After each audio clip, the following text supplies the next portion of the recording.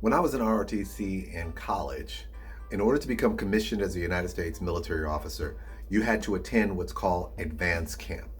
This advanced camp is what we call a period of time where they're evaluating your leadership skills and abilities, giving you scores based on those abilities, and accumulating an overall score which is designed to assist in the process of determining whether you're going to be an active duty Army or active duty military. For me, it was the Army. Active duty Army, regular Army, which is career oriented, which basically means you come in straight career, active duty, which is 4 years, or reserves. And I can tell you during my time there, it also gave me some profound leadership lessons that I still use to this day. So let me share with you a few of those leadership lessons that I learned going through that advanced camp and that evaluation model for the Reserved Officers Training Corps for the United States Army.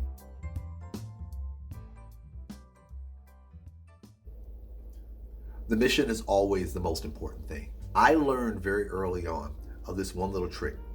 If you want to see if an organization is successful, ask the person, I hate to say low, but ask the person on the lowest rung of the chain of command what the mission of the organization is. If that person can't communicate to you what the mission of the organization is going to fail. And you say, well, why is that? Because I learned there during my training exercises is that in order for an organization to move forward, you have to prepare for the worst case scenario. The worst case scenario is that everyone in the chain of command is gone except for one person. But if that person knows the mission, then the organization can move forward because the mission never dies, even if everybody else has passed on. Now, that may be an extreme opinion, but this is really the underlying point. Your organization can only move as effectively as the body of people who know what needs to occur.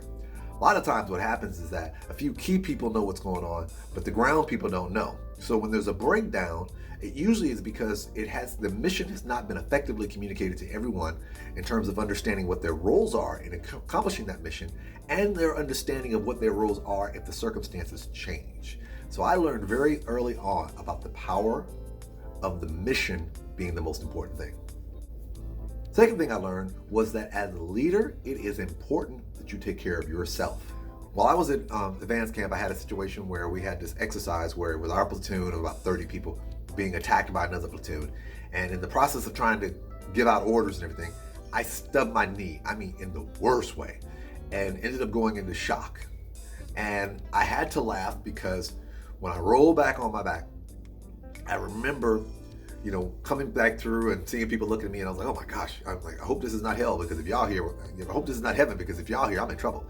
But after the evaluation, I remember this one major came up to me and he asked me, he said, how are you? And of course, being a cadet, I'm like, I'm gung-ho, sir. And he stopped me and he was like, how are you? And I was like, I'm fine. And so he asked me a question. When was the last time you ate?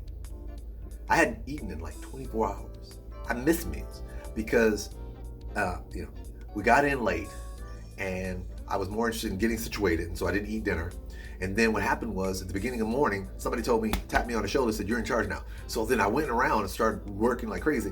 And so by the time the exercise came for us to do the combat drill, I had not eaten at all. I had missed dinner, I had missed breakfast, and I was missing lunch. So I hadn't eaten since lunch the previous day. So my blood sugar was low, whatever the case may be. The major made a very powerful point. If the leader goes down because the leader's not taking care of themselves, how in the heck can you expect your subordinates to do the same? Sometimes what happens as leaders, we believe we have to die on our swords or go down with the ship. We believe we have to sacrifice ourselves for the greater good. There's nothing wrong with being, honorable like that. There's nothing wrong with that. But if you don't take care of yourself, then you're not going to be able to take care of somebody else. You've got to make sure you take care of yourself first. It's going to sound crazy because it sounds similar to what I talked about with regards to my knee. Let me tell you the example. So we used to have what's called meals ready to eat. And so I was in charge of the exercise, and these meals are ready to eat. Just imagine a Ziploc bag full of food, and basically pre-made food. So I had my Ziploc bag, and it's here on my left leg in my cargo pants, and I'm like, no problem. And so I'm rocking and rolling, and I remember I did a great job. I was a star, and I was like, I went to get my evaluation, and basically you have 5 scores: 5, 4, 3, 2, 5, 4, 3, 2, 1. 5 is excellent, 4 is good, 3 is average, and I remember I was like, Cadet Reeves, reporting this order. All right, you ready for your score? Bring it. And he was like, a 3. Huh? What are you talking about? I've been a star. I'm rocking and rolling. And so he leans forward to me, the master sergeant. He says, when was the last time you ate? I'm like, and of course, I couldn't remember, but I just assumed that I did. And I was like, oh, I ate with everybody else. Tap your right leg. Hit my right leg, food right there. And he said, listen, too many times leaders on the battlefield or in leadership positions take it upon themselves to sacrifice their well-being in an effort to ensure everything else gets done.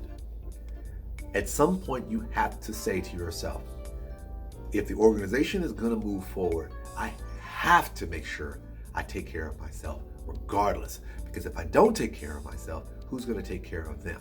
So the 3 things that I got amongst all the other lessons that I learned from Advanced Camp was these things. The importance of making sure you be mindful that the mission must always come first. Secondly, always remember that as a leader, you must take care of yourself. And also as a leader, you must take care of yourself first. It's not selfish to look after your well-being if you know in your mind that looking after your well-being ensures that you can look after your troops or look after your subordinates and ensure that the mission is communicated. And those are just 3 of the things that I learned when I went to Advanced Camp.